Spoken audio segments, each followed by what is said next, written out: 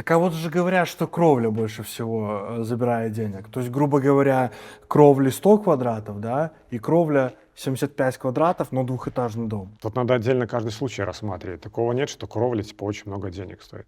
Если ты керамику какую-то выбираешь, там керамическую, или у тебя сложная кровля и ты фальц, то да, она будет нормально денег стоить. Лучше строить одноэтажный дом, так будет дешевле. Ну, грубо мы берем 100 Да, квадратов, да? двухскатная крыша какая-нибудь, самая простая.